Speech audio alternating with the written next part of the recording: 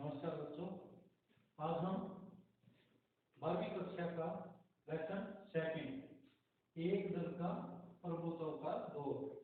इससे पहले हमने तो फर्स्ट चैप्टर किया था, उसके अंदर राष्ट्र निर्माण के तत्वों के बारे में जिक्र किया था कि जिस टाइम हमारा देश आजाद हुआ था उस समय हमारे देश की क्या परिस्थितियां थी और कैसे हमने उस देश को बनाने के लिए हमें किन किन तत्वों की जरूरत पड़ती है और उसमें क्या क्या चुनौतियां। अब जब हमारा देश आजाद हो गया 1947 में, उसके बाद काफी लंबे समय तक पूरे देश के अंदर सिर्फ एक ही राजनीतिक पार्टी की सरकार है। तो आज हम उस चैप्टर के अंदर उस राजनीतिक पार्टी के बारे में पढ़ेंगे, एक दल के प्रभुत्व का दौर। भारत में कैसी राजनीतिक व्यवस्था पाई जाती है? सबसे पहले भारत में राजनीतिक व्यवस्था कैसी पाई जाती है? बहुदलीय प्रणाली पाई जाती है। यहाँ पर अनेक दल हैं, राजनीतिक दल हैं जो चुनाव लड़ते हैं और जीत कर फिर सरकार का निर्माण करते हैं। हमारे यहाँ पे जो प्रथम आम चुनाव हुए, प्रथम 3 आम चुनाव जो हुए, उनके अंदर हमेशा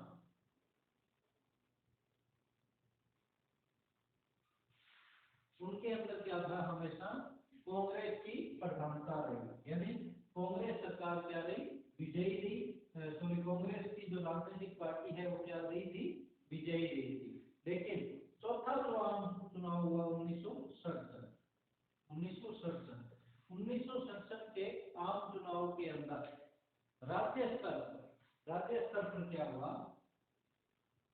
हमारे यहाँ पे 2 प्रकार की सरकारें हैं, राज्य सरकार और केंद्र सरकार। तो राज्य स्तर पर क्या हुआ 1967 के अंदर कि अधिकतर राज्यों के अंदर कांग्रेस की जो प्रधानता है वो क्या हो गई? समाप्त हो गई। यानी वहां पर अन्य राजनीतिक दलों ने विजय हासिल कर ली और वहां पर अपनी सरकार बनाई।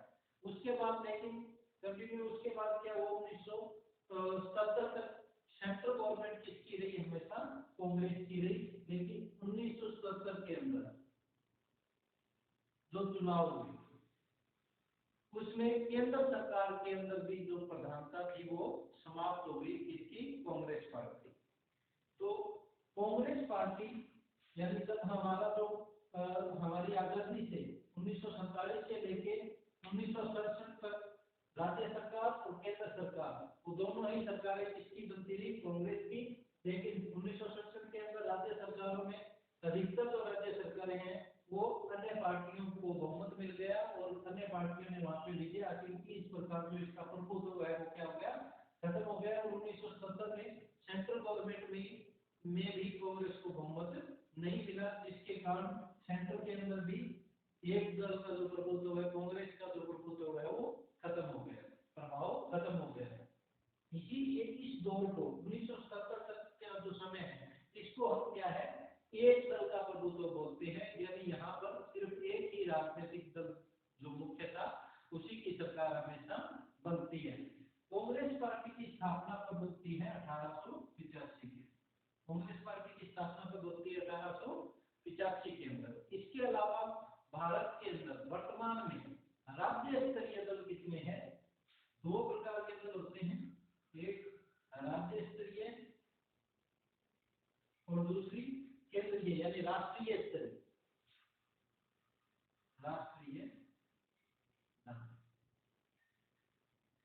राज्य स्तरीय से वर्तमान में कितने हैं? 59। और राष्ट्रीय दल है वो 6 है। यानी 59 जो है वो राज्य स्तरीय दल पाए जाते हैं भारत में। तो कांग्रेस पार्टी के अलावा तो और राजनीतिक दल हैं, उनकी स्थापना जो मुख्य राजनीतिक दल है उनकी स्थापना कब होती है? कांग्रेस की स्थापना होती है 1885 के अंदर। उसके बाद भारतीय जनता पार्टी यानी बीजेपी की स्थापना कब होती है? बीजेपी की स्थापना होती है 1980 के अंदर। बीजेपी की स्थापना कब होती है? 1980 के अंदर। उसके बाद साम्यवादी पार्टी की स्थापना कब होती है? साम्यवादी पार्टी, इसकी स्थापना कब होती है? 1924 के अंदर। साम्यवादी पार्टी की स्थापना कब होती है? 1924 के अंदर। बहुजन समाज पार्टी, बहुजन समाज पार्टी, इसकी स्थापना कब होती है? बहुजन समाज पार्टी की स्थापना होती है 1984 में। ये कुछ महत्वपूर्ण राजनीतिक पार्टियां हैं जिनकी स्थापना मैंने आपको बताई है कि ये कब होती है। कांग्रेस पार्टी को छाता संगठन भी बोलते हैं। इसको क्या बोलते हैं? छाता संगठन। छाता संगठन का मतलब कि कांग्रेस क्या है? एक छाता है जिसके अंदर क्या है? सभी धर्मों के, सभी समुदायों के लोग लगभग उस समय थे, इसलिए इसको क्या कहते थे? छाता संगठन कहते थे। अब तो एक दल का जो प्रमुख होता है, यानी उस समय जो दलीय प्रणाली जो हमारे यहाँ पे पाई जाती है, वो उसकी मुख्य विशेषता है। भारत के अंदर जो राजनीतिक दल है अलग अलग, जो बहुदलीय प्रणाली पाई जाती है, इसकी मुख्य विशेषताएं क्या है? कि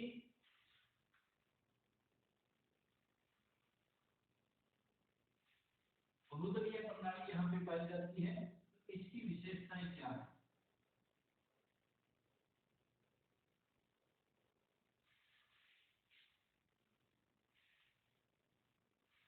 विशेषताएं इसमें सबसे पहले कि भारत में क्या है? बहुदलीय प्रणाली पाई जाती है। नंबर एक कि यहाँ पे एक दलीय प्रणाली और बहुदलीय प्रणाली या द्विदलीय प्रणाली का मतलब क्या होता है? कि जिस देश के अंदर एक ही राजनीतिक दल हो, जैसे चीन में, वहां पर सिर्फ वही राजनीतिक दल चुनाव लड़ता है और वो ही जीतता है, यानी हर बार सरकार किसकी बनेगी? उसी राजनीतिक दल की। तो वहां पे एक दलीय व्यवस्था। और जहाँ पे दो राजनीतिक दल होते हैं और वो दोनों चुनाव लड़ते हैं और उनमें से किसी एक की सरकार बनती है, तो द्विदलीय राजनीतिक व्यवस्था। और जहाँ पे कई राजनीतिक दल होते हैं, वो सरकार बनाते हैं, चुनाव लड़ते हैं, तो वहाँ पे बहुदलीय व्यवस्था। तो हमारे यहाँ की जो राजनीतिक व्यवस्था है वो क्या है? पहली बहुदलीय प्रणाली है। उसके बाद क्या है? एक दल के प्रभुत्व के युग का अंत। एक दल के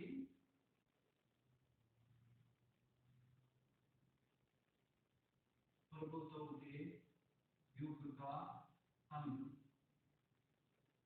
यानी जब हम आजाद हुए, सबसे प्रभावशाली जो पार्टी थी वो कांग्रेस थी। और कांग्रेस दल ने 1967 में राज्य स्तर पर और 1977 के अंदर राष्ट्रीय स्तर पर अपने जो प्रभुत्व को खो दिया था, यानी अन्य पार्टियां हैं वो उस समय महत्वपूर्ण हो चुकी थी। इसके अलावा तीसरा, ये क्षेत्रीय दलों का जो महत्व है, क्षेत्रीय दल, अब क्षेत्रीय दलों का महत्व बढ़ना, क्षेत्रीय दलों का महत्व बढ़ना, कि एक दल के प्रभुत्व की समाप्ति के बाद जो छोटे छोटे राजनीतिक दल हैं जो किसी एक राज्य में या दो राज्यों में चुनाव लड़ते हैं, उनका प्रभाव नियंत्रण बढ़ता गया। क्यों? क्योंकि सेंट्रल गवर्नमेंट और स्टेट गवर्नमेंट के अंदर किसी भी एक राजनीतिक दल को बहुमत नहीं मिला। हमेशा इन्हीं दो या दो से अधिक राजनीतिक दलों ने मिलकर सरकार बनाई। इस तरह जो छोटे छोटे राजनीतिक दल हैं या क्षेत्रीय दल है, उनका महत्व निरंतर बढ़ता चला गया। इसके अलावा चौथी विशेषता हमारी राजनीति की ये है कि व्यक्तित्व का प्रभाव होता है। व्यक्तित्व का प्रभाव, यानी पार्टी के एक व्यक्ति जो पार्टी में सबसे प्रभावी है, उसी के पीछे पूरा चुनाव लड़ लिया जाता है और जीत भी जाते हैं। जिस प्रकार सर्वप्रथम जवाहरलाल नेहरू थे, फिर इंदिरा गांधी आई, फिर राजीव गांधी, ये दल के केंद्र बिंदु थे, यानी पूरा राजनीतिक दल इनके चारों ओर घूमता था। एक व्यक्ति का इसके अंदर प्रभाव रहता था। उसके बाद भारतीय जनता पार्टी के अंदर जैसे अटल बिहारी वाजपेयी थे और लाल कृष्ण आडवाणी थे, तो यानी व्यक्तित्व का बड़ा प्रभाव रहता है। इसके बाद पांचवा क्या है? कि दलों में गुटबंदी होना, दलों में गुटबंदी।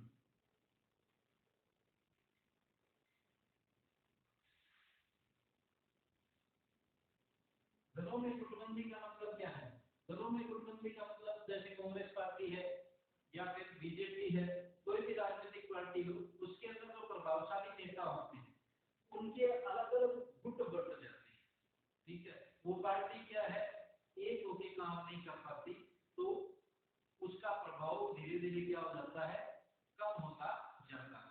उसके बाद सिद्धांतों का बलिदान, उसका क्या है? सिद्धांतों का बलिदान।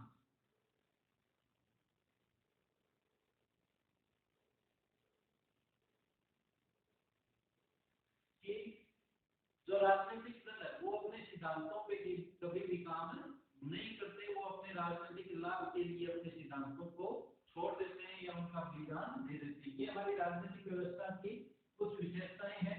हमारे यहाँ पे बहुदलीय राजनीतिक व्यवस्था है, एक दल के प्रभुत्व का युग का अंत हो चुका है, क्षेत्रीय दलों का महत्व बढ़ गया है, व्यक्तिगत प्रभाव होता है, फिर दलों में गुटबंदी पाई जाती है और सिद्धांतों का ये बलिदान कर देते हैं। इसके बाद हमारे यहाँ पे जो दो पार्टी सरकार बनाती है, एक राजनीतिक पार्टी क्या होती है, सरकार बनाती है, और दूसरी पार्टी जो बड़ी पार्टी होती है, जो सब बहुमत पार्टी, बहुमत लेने वाली पार्टी के बाद जो दूसरी पार्टी जो मुख्य पार्टी होती है वो क्या है, उसके विपक्ष में विरोधी दल की भूमिका निभाती है।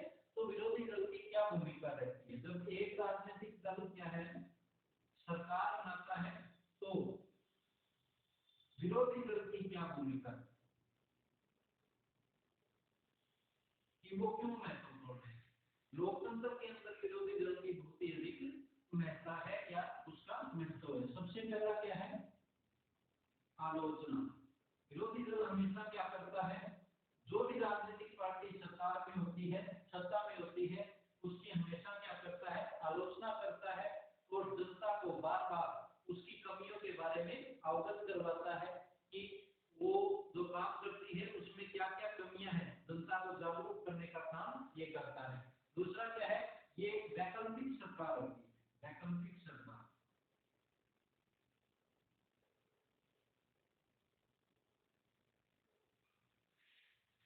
भारत में संसदीय शासन प्रणाली पर, तो इसके कारण क्या है, विरोधी दल वैकल्पिक सरकार के लिए हमेशा तैयार रहती है। जैसे विरोधी दल को सरकार बनाने के ऐसे अवसर बहुत ही कम मिलते हैं, क्योंकि बीच में 5 साल पूरे होने से पहले सरकारें नहीं गिरती, लेकिन गिर जाती है तो वो हमेशा तैयार रहती है, विरोधी दल हमेशा तैयार रहते हैं कि वो क्या है, सरकार गिरने के बाद नई सरकार का निर्माण कर ले। उसके बाद शासन नीति को प्रभावित करना,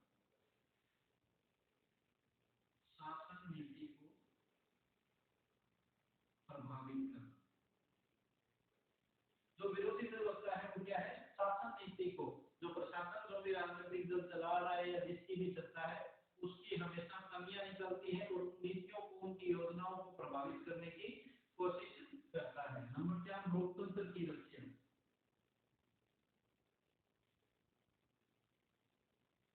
जो विरोधी दल है वो हमेशा लोकतंत्र की रक्षा में महत्वपूर्ण भूमिका निभाता है। क्यों? क्योंकि अगर विरोधी दल नहीं होगा तो जो सत्ता पक्ष होगा, जो राजनीतिक पार्टी सत्ता प्राप्त कर लेगी, वो हमेशा अपने मनमाने ढंग से काम करेगी और उनके मनमाने ढंग के ऊपर रोक लगाने के लिए विरोधी दल क्या है, हमेशा महत्वपूर्ण भूमिका निभाता है। तो ये कह सकते हैं कि जहाँ पे विरोधी दल पाए जाते हैं वहां पे लोकतंत्र की रक्षा होती है। उसके बाद अस्थिर मतदाता को अपील करना। अस्थिर मतदाता कौन होता है? स्थिर मतदाता यानी वोट देने वाला वो व्यक्ति जो अस्थिर है, किसी भी राजनीतिक पार्टी की तरफ जा सकता है, तो वो अस्थिर मतदाता है। तो वो सरकार की जो कमियां हैं वो बता के अस्थिर मतदाता को क्या है, वोट देने के लिए, अपनी तरफ वोट देने के लिए क्या करता है, अपील करता है। अब इसके बाद जो एक दल का जो प्रपोजल है, विरोधी दल के मैंने बारे में आपको बता दिया कि विरोधी दल क्या काम करता है, कैसे काम करता है। लेकिन हम एक दल के प्रभुत्व के बारे में बात कर रहे हैं, तो इसके प्रधानता के क्या कारण थे। यानी जब हम आजाद हुए उससे प्रथम तीन चुनाव तक एक ही दल की प्रधानता है, यानी उसका प्रभाव सबसे ज्यादा रहा। इसका कारण क्या था कि क्यों हमेशा उन 3 आम चुनाव के अंदर यही राजनीतिक पार्टी हमेशा जीतती थी। इसके कारण क्या थे, इसके कारण क्या थे,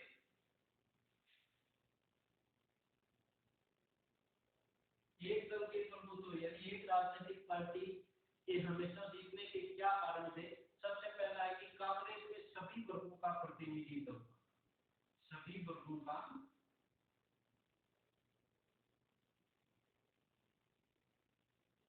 प्रतिनिधित्व,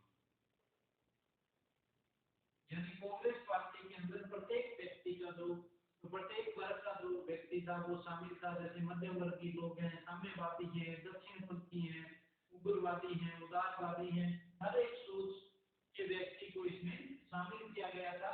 इसलिए प्रथम 3 आम चुनाव के अंदर हमेशा कांग्रेस पार्टी की विजयी रही। दूसरे क्या है, विरोधी दल नहीं थे उस समय, तो विरोधी दल क्या है, किसमें से निकले हैं, विरोधी दल कांग्रेस से ही निकले।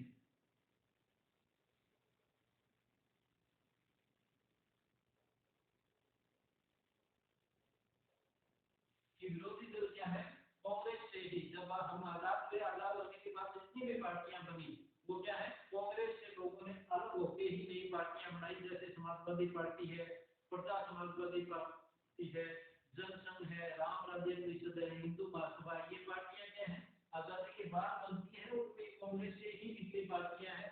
तो प्रथम आम चुनाव के अंदर क्या थी, कोई विरोधी पार्टी नहीं थी। धीरे धीरे लोग नाराज होकर नई पार्टियों का गठन करने लगे, तब इनके प्रभुत्व को खतरा हुआ। तीसरा क्या था,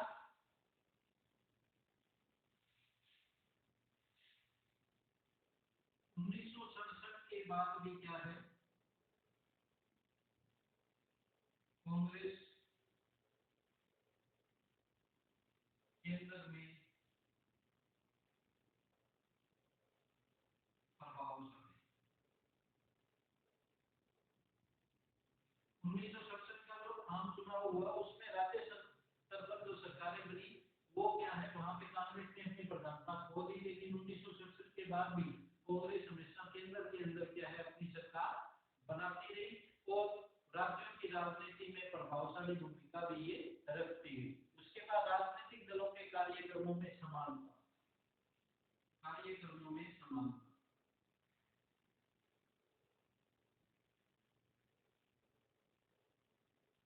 एक दल के प्रभुत्व का कारण, एक राजनीतिक दल के प्रभाव का कारण क्या था कि इनके जितने भी राजनीतिक पार्टियां थी उनके कार्यक्रम एक जैसे होते थे, समान होते थे। तो लोग हमेशा क्या है, जब भी चुनाव की बारी आती तो हमेशा कांग्रेस को वोट डालते। क्यों, क्योंकि कोई भी ऐसी पार्टी नहीं थी जो अलग विचारों को प्रकट कर रही है। इसके बाद गठबंधन सरकारों की असफलता,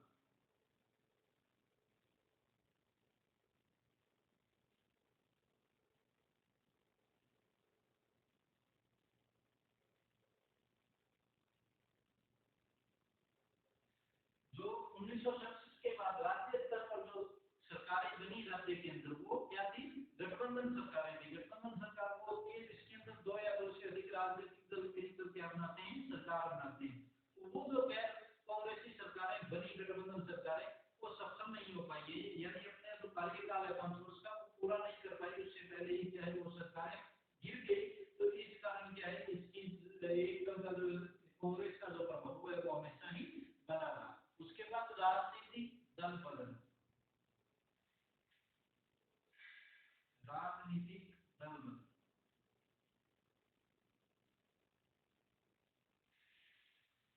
1967 के आम चुनाव के बाद जो राजनीतिक दल बदल हुए उससे परोक्ष रूप से आगे चलकर हमेशा ही कांग्रेस पार्टी ही मजबूत रही। क्यों, क्योंकि 1967 के बाद जो राज्य स्तर पर जो चुनाव लड़े गए राज्य सरकारों के द्वारा और वहां पे जो राज्य सरकारें बनी वो गठबंधन सरकारें थी और वो सफल नहीं हो पाई। जिसके कारण इसका फायदा किसको मिला, हमेशा ही कांग्रेस को मिला। तो 1970 तक इस ये कारण है एक, जिसके कारण क्या है, एक दल का प्रभाव रहा, यानी हमेशा कांग्रेस सरकार ने ही, कांग्रेस राजनीतिक पार्टी ने ही अपनी सरकार बनाई।